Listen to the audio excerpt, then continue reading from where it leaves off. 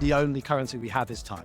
When you realize that your investment isn't matching up to what you can get out of it, I think that you have to cut the cord, and embracing impermanence in everything, your work, friends, family. It's about embracing that constant change, nothing lasting forever, embracing that path leading to success. And I think peace, which I think is really what we're all looking for. I've hired a coach. I've started unpicking years of bad habits, realigning my actions with my priorities. Humans are not made to be islands. We're social creatures, and why try and do this yourself when there's so many other people out there that are either on the same journey or behind you or just ahead of you, that you can support each other and learn from each other along the way. Welcome to the iGaming Leader podcast, where we uncover the human side of some of the most inspirational leaders in our industry. I'm your host, Leo Judkins, and as an ex-iGaming director turned performance coach, I've worked with over 200 leaders from companies like Entain, 365, Flutter, and many more to help them build the habits to achieve sustainable high performance. In these episodes, we share exactly what it takes for you to achieve the same. So with that being said, let's dive in. Lex, welcome to the iGaming Leader. Super excited to have you here on the podcast, man. Welcome. Great to be here. I wanted to dive straight in with a question about authenticity and openness. I know you are really big on that when it comes to leadership. Can you tell me a little bit more about why that's so important to you, and maybe even share a defining moment in your career where you had to choose between being authentic and conforming with expectations?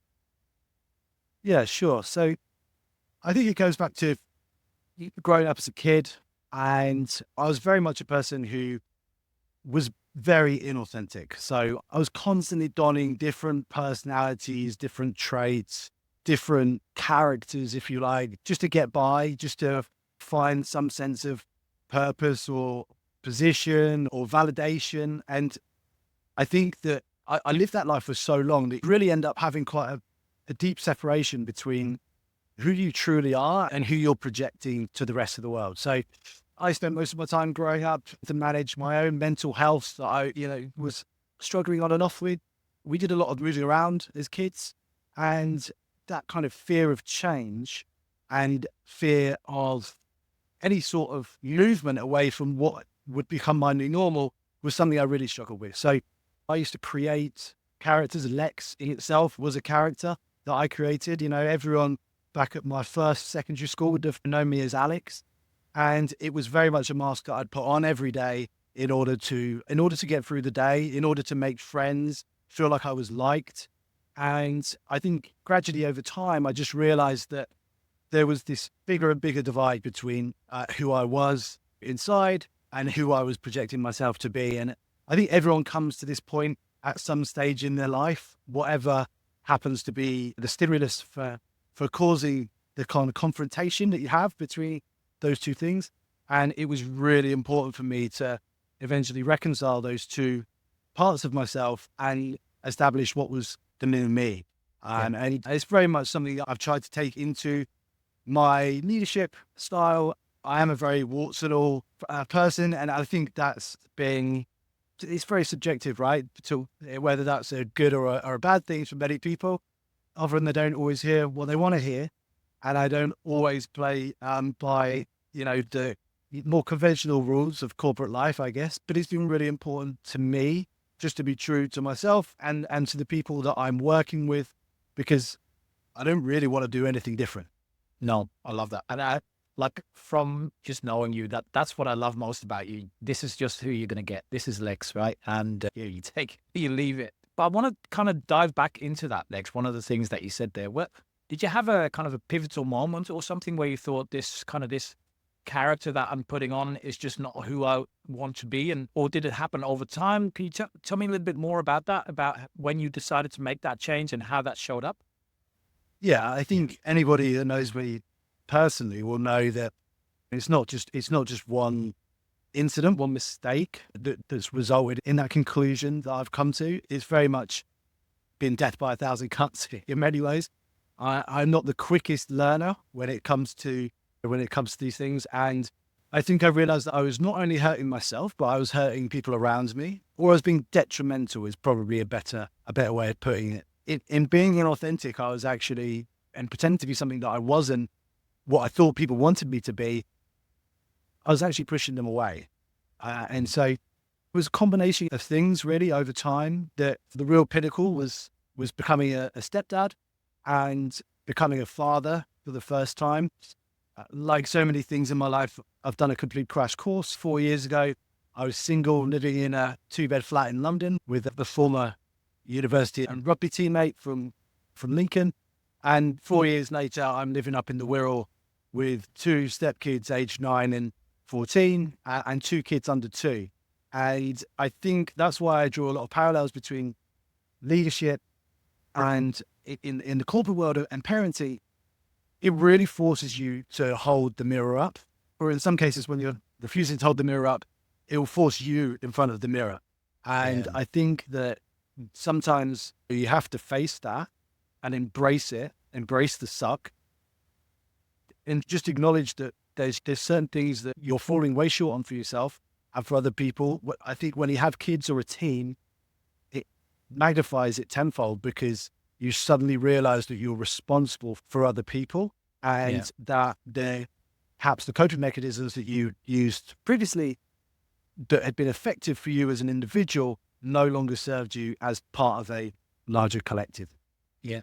Love that, man. So, Lex, you talk about mental health and fatherhood really significantly having an influence on your leadership journey. So, tell me a little bit more about that. Like, how has that shaped your leadership approach, and what changes have you made as a result of your experiences with mental health and fatherhood? I think on all fronts, it's encouraged me to be more patient. I think patience is a really difficult trait to have, especially anyone who's highly ambitious or driven. You want everything straight away. You don't want to wait. And so often you're pushing so hard to succeed, to progress, that you really don't appreciate or take the time to enjoy the journey and to also accept that like people can't all be running at the same pace as you are. Yeah. So I think patience and empathy, they're the two that have really come through for me from both of those. I think historically, which is quite strange for someone who struggled with mental health over time, is that I had a degree of intolerance to it or aversion to it. I think that I almost felt like because of how it has followed me around growing up and through my adult life, how it had also surrounded me with my family and to an extent friends, that it almost felt like something that if I paid it too much time and attention, that it would come back to me, almost like a disease that I would return if I let it. So I think that trying to take the time to understand what people are receptive to in terms of leadership, I think encouraging people to also take some personal responsibility for themselves. That's something that I wish that I'd had as a kid and as a young adult. Someone teaching me how to conduct the self audit and look at myself holistically and take a measured approach to what I was doing. I've been a stop-start sprinter my entire life, and trying to encourage people to become more of a distance runner and I guess adapt a more sustainable approach to both being a team member and also a leader. That's really something that I wish I'd had 10, 15 years ago. It's also shaped you, though, right? And it shapes you to who you've become today. You're passionate about encouraging more authenticity and openness in especially in C levels, right? And that's something that I've also seen is quite hard for people in leadership positions sometimes. What do you think holds leaders back from being maybe more vulnerable, and how can they shift that mindset? What's something that they could do to change that approach? Yeah, so I think there's a stigma around leadership that you have to be invincible Yeah. and that you have to get every decision right. And I think that embracing mistakes, being open and honest about mistakes that you might have made in real time as well as in retrospect, I think that's really important. I think not enough people take account for things at the time.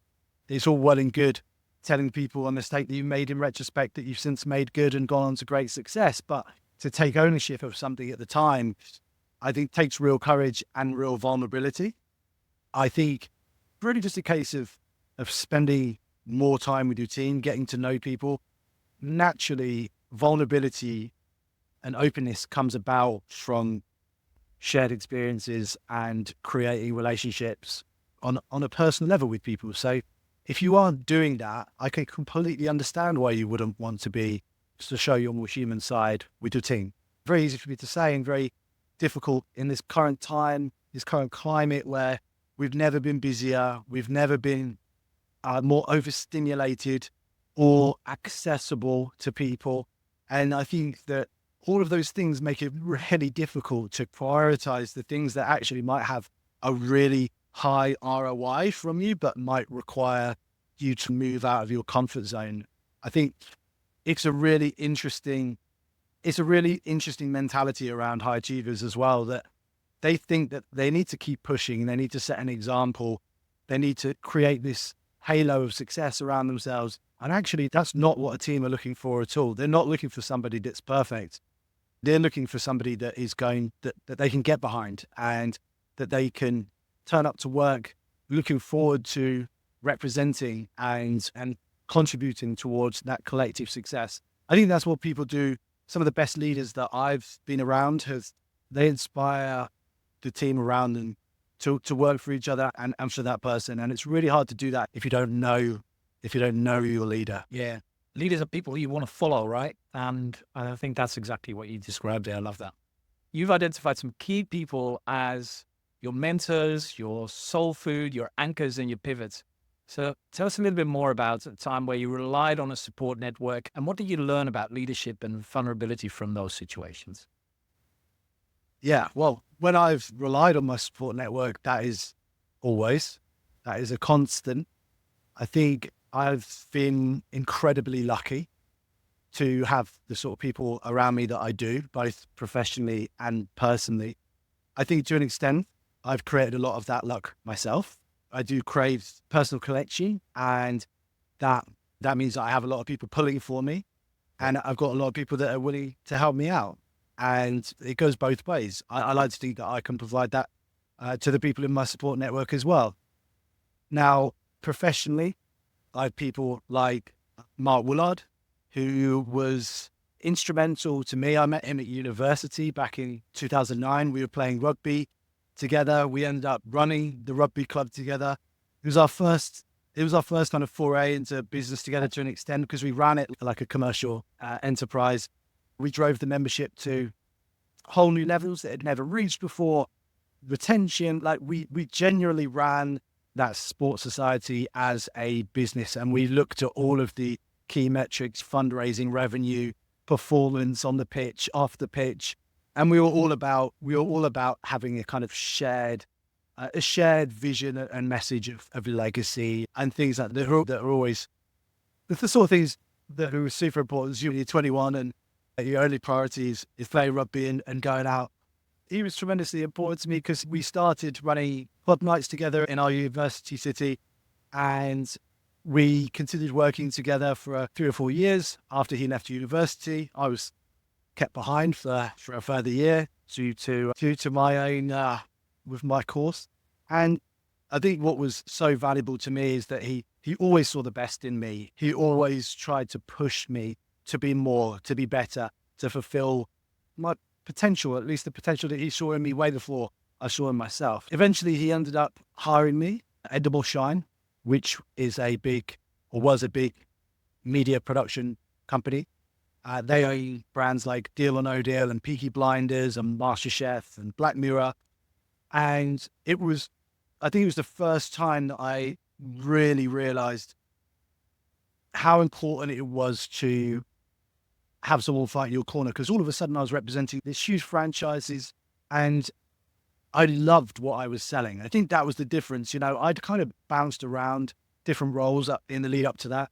And it was only when I landed at Endemol that I truly understood what it was to love what you do and to really find meaning and purpose in in your day to day. And Mark giving me that opportunity. I'd had no experience in TV or media. I had no experience in what the specific operation was, which was licensing the intellectual property of those TV shows into gaming and to gambling. And he gave me a chance. And I think it was the start of me really starting to build confidence and understand what leadership looked like. Now, I'm not going to say that our dynamic was for everyone. It was a steep learning curve. And I think that a lot of people might struggle under the type of mentor relationship that we had. But for us, it worked really well. And I think that's, again, the sign of like a great supporter or a great leader. It's really much of the same. It's how that person can engage you and really elevate you or encourage you to elevate yourself. Yeah, I mean, I owe a huge amount to Mark. I know you also owes a huge amount to me. His bonuses over the years have paid for his lifestyle. And I like to think I've contributed a significant amount to that. So I know that I've repaid that. And that's also a really important part of any support network, is that it's a mutual relationship. You know, you give and you take equally. I think that's super important. Always be open to adding to that support network. I think anything that you ever do, there are chapters in your life, and that support network is not always scalable. There are people that are going to be around for the entire book, and there's people that are going to be around for just certain chapters, and that is fine. I think embracing impermanence in everything, whether it's your work, friends, family, it's so important. I think it's about embracing that constant change, state of change, nothing lasting forever, embracing that path leading to success. And I think peace, which I think is really what we're all looking for. So I think, yeah, I've been so incredibly lucky. I could do a full Oscars speech on all the people that I'm grateful to. I think the most amazing thing about the iGaming industry in particular is it is so welcoming and it's so unique, I think, in its culture and its attitude to, it loves bringing new people in. And it's such an interesting time for the industry because, as you've touched on with some of your other podcasts, like, it's still relatively immature in the grand scheme of things, and it's still, in many respects, finding its feet, but it's also got this huge amount of revenue involved with it, this huge amount of regulation. It's all of a sudden gone to a really high stakes game, which makes it super exciting as well to be involved. I absolutely love that I have this hybrid role that allows me to, a kind of jack of all trades, master of nothing, but I think being able to be involved at least peripherally from a third party brand perspective and in both the iGaming space and then also in the casual gaming space, it's just been the most incredible thing to be a part of, when technology and its advancements, innovation, it's just, I feel like I couldn't be in a more exciting space. Quick break here. If you're a head of, director, VP, or executive in iGaming who's successful at work, but is finding it hard to achieve balance in life and switch off from work, then I've got something that's going to help. On the 3rd of February, we are launching the iGaming Leader Reset, a 6-week coaching program in which I will personally work with 15 iGaming leaders to build habits for sustainable high performance, all in just 20 minutes a day. It's limited to only 15 leaders, so if that's something that you want to know a little bit more about, head over to igamingleader.com, and I hope to see you there. Now let's get back to our conversation. One of the things that we all know is true in iGaming is that there's an immense pressure to deliver results quickly, right? So how do you balance that kind of urgency with, especially in your area, it's all about relationship building. And so how do you balance that sense of urgency with perhaps more long-term relationship and long-term vision? Yeah, that's a great question. I think that's something that I've been really working on more recently since I started ITV. So ITV is a publicly traded company. As shareholders, that we have to keep happy. To an extent, you're operating year to year. You also have to have medium and long-term strategies and goals, in order for you to breach that year-by-year mindset and be at the forefront of really exciting in the industry. So that's something that my SVP Steve Watling has been great for me. I am somebody who my pipeline is pretty hectic. And I think just taking the time, not just as a leader on an individual basis, but also understanding the people above you, the people below you, like what is important to them? What is important to our customers? What do people want to see? I've done enough deals that I've thought that were great decisions in the here and now, which have further down the line proved to be perhaps the wrong choice. And I think there's also a level of pragmatism that has to come with this stuff, that hindsight is a great thing. But I think that's what I admire about leaders. The ones that I have on the pedestal are the ones that are able to make decisions quickly and that are able to make a majority of them good ones, right? I think that speed of decision making is, particularly in gaming and gambling, is absolutely key, because everything's moving at a million miles an hour, and being able to make those snap decisions, it's invaluable, because you just have to look at the most kind of successful companies in the space. They're also the most disruptive, right? You think of people like a Nick Robinson, and someone who's like a true disruptor. And what I love about what Nick's managed to do with Big Time Gaming is create a intellectual property out of megaways, a mechanic that he's patented and he's licensed across the industry. I think things like that, being able to pivot quickly, that's the sort of thing that I have a huge amount of respect for. And I try to replicate in my own leadership. I don't always get it right, because I'm also very OCD. And I do have a tendency to overanalyze, but I think there's the best thing you can do is make a quick decision. The second best thing is making no decision, and the worst thing you can do is making a slow decision. So that's something I'm really trying to ingrain in myself, because at times I have been on the slow side, again, just because perhaps I haven't had the confidence to take that big step. So talking about making quick decisions, what are some of the things that you do when you don't have all of the information yet, you still want to make a quick decision? What do you do to get through that discomfort of not knowing it all yet, but still wanting to make that decision? I think it's about creating a culture where mistakes and failures are okay, and that you embrace them and learn from them. So I don't think it's necessarily about getting it right every time. I saw a podcast recently. It was saying that the big competitive advantage is speed. And that in the time that you've taken to make one decision, I've already made 3 mistakes and come up with a better process for addressing the original problem. So I think that not having any fear of failure, which is so difficult, right? In this modern world we live in, the blame culture, the lack of empathy or patience, social media has really taken it to whole new levels. You only have to look at the hate that people get when they post something that they perceive as being positive.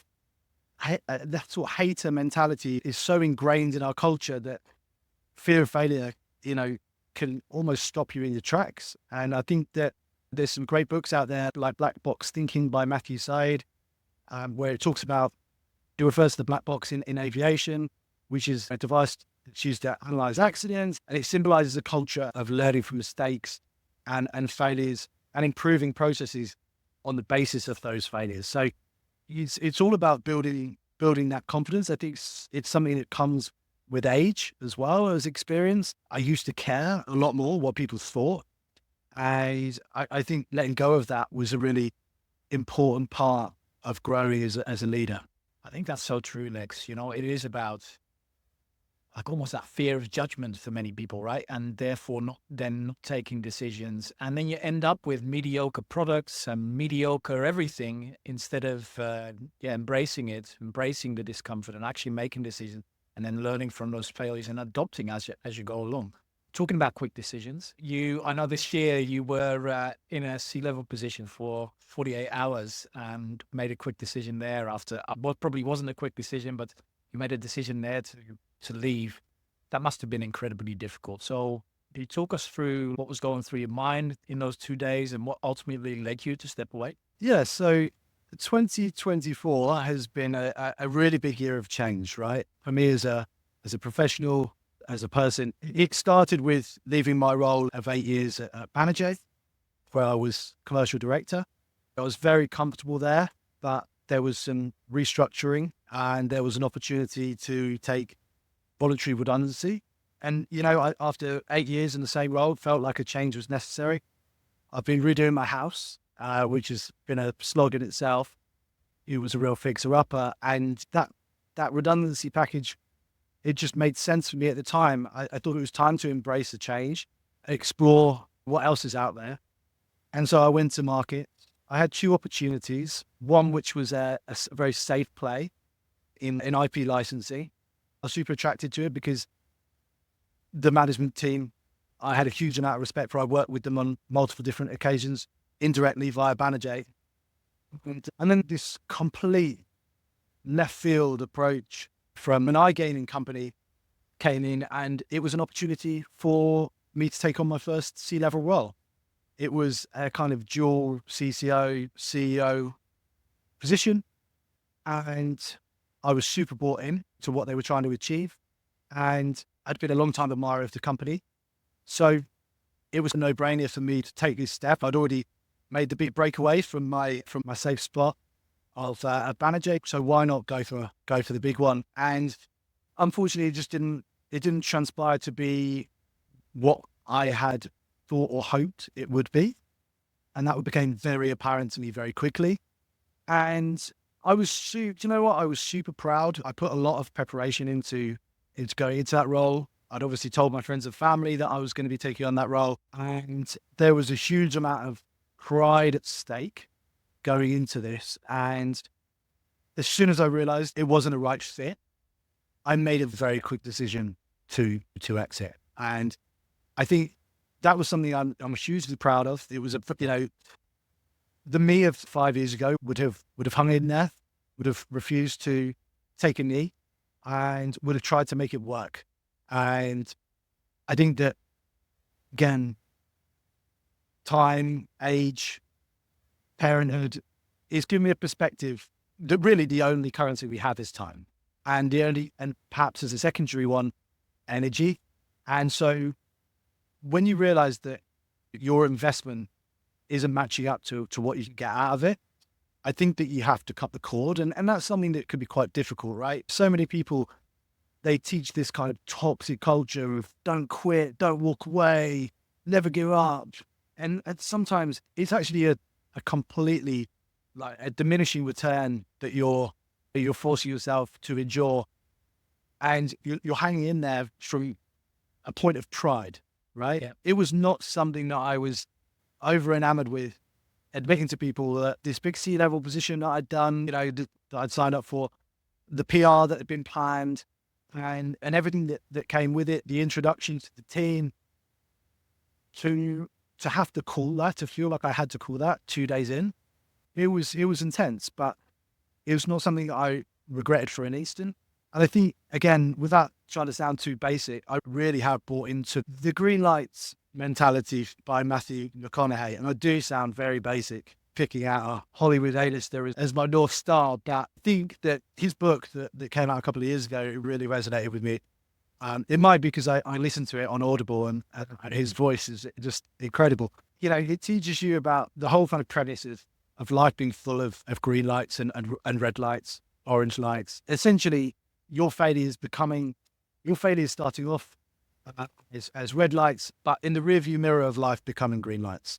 Because ultimately, you can use that, you can learn from it to move on and grow, do something better. And I think that gives you a sense of perspective when bad things are happening or when you're going through tough times, that it won't always last. Yeah. And that it might turn out for the best. That was what got me through. And lo and behold, the opportunity to work with the team at ITV. As I said, I really buy into leaders, and that's what I've always done. Is something that's crucial to me. I can't work for someone I don't understand or I don't think I can build a relationship with. And the opportunity to work with Jurien van der Meer and Steve Watley at ITV was an absolute no-brainer for me. I'm tremendously grateful that I had the opportunity. I didn't have that much time out of work, and to be able to move to such such an awesome company and representing brands like Hell's Kitchen and Love Island and Schitt's Creek and The Voice. I love being able to sell things I really believe in and I personally love. Ultimately, that red light, it became a very big green light for me. Love it, Lex, because your ego could have been in the way there as well, right? Very easily. You were saying, that's the first time I've got this opportunity for a C-level position. Did you struggle with that at all, with that ego part of it? Yeah, I guess to an extent I did. Yeah, I like to try and make light of anything and that's happening in my life at the time. It's generally how I manage and cope with things. So, even with my partner, Katie, she's a Scouser, and her support and her mutually dark humor has been a real saving grace for me with that, because there's nothing like Merseyside mentality, to always bring you down a peg or two, to make light of dark situations and just tell it like it is as well. They're the sorts of things that have been really important to me. You talk about support network. Again, people like Mark were incredible for me during that time and also pushed me to start looking at doing things on my own. So I'd always loved the comfort blanket of corporate life and everything that came with it and how well it shielded me and the security. And it pushed me to do things that made me feel uncomfortable, to pitch myself for consultancy roles and advisory roles. And, it also then pushed us to getting Katie started with her own limited company, which is aesthetics, and doing courses and training around that. So I think that the whole experience really taught me so much, and it taught me a lot. It was a valuable experience really just in the preparation for that role, because, I really went full immersion on the prep for that. I had all of these strategies and ideas that I wanted to implement, and I was already profiling like the members of the team to understand how I could build relationships with them, and it really helped me to establish as well. For a number of years I'd been mid to senior level, to then moving to C level. What was that jump like, and what was going to be the difference in me as a leader, and also I'd not really given any thought to like what my leadership style was. It had always been quite ad hoc up to then. So, was I a coach mentality, or was I an autocratic sort of leader, or a servant? So I think that the whole experience was just super beneficial to me, and I wouldn't change it. I think there's still that little itch to have a dedicated iGaming role, because so many of the people that I look up to and admire have really flourished in the space. And yeah, time will tell, but I'm super happy where I am at the moment. I'm grateful for everything that's come to pass that's got me here. Love it, man. Hey, Lex, at ITV, you've had a bit of a unique opportunity also to step back and really focus on your own development without direct reports. So what's prompted that self-reflection, and what's been the most eye-opening part of that process? I mean, it's been super unique in that regard, because there aren't many people in a vice president position who have no direct reports. And yeah, it's my first time in 4 or 5 years that I've not had somebody that I've been working with super closely and trying to develop. Historically, ITV has been a very small core team. The majority of their operations have been UK focused, and I was brought in to scale their operation in the gaming and gambling space globally. So we've had this kind of unique period, almost like a honeymoon for me, before the new year starts and our team moves into a different area of the business, where I've just been able to really take a step back, particularly given everything that's happened this year, and just assess myself and where I'm at, and also look at perhaps problems that I feel are still really rearing their head or affecting my habits and routines, which I don't find particularly helpful. So I've hired a coach. I've started unpicking years of bad habits and begun really realigning my actions with my priorities. And yeah, I think it surprised me how deep rooted some of those bad habits, or what I perceive as being bad or damaging habits, are. I'm trying not to beat myself up too much about them, because they have all got me to where I am. and they've all contributed towards the success. But I feel like when you talk about chapters in your life and people in your support network having chapters within your life story, I also think that habits, routines, attitudes, and I guess just characteristics that you've built up over time also have chapters. So, you know, what served me from 20 to 35 might not serve me anymore from 35 to 50. So it's really about, again, embracing that impermanence, embracing the change, and just trying to find my new baseline and my new normal is. Yeah, love it, Lex. All right, my final question. If you could go back to the beginning of your career, what advice would you give yourself about maintaining that being and especially that sense of self in a high pressure industry or environment? None. I would just say, just stick at it. That would be my only bit of advice. And I think to anybody out there, it's a case of just keep going. The good times, they will pass. The bad times, they will pass too. And I think the gaming and the gambling sectors, who wouldn't want to work in this space, right? Who wouldn't want to be creating games for other people to enjoy, whatever they might be? And who wouldn't want to be going to Vegas? Who wouldn't want to be going to Barcelona?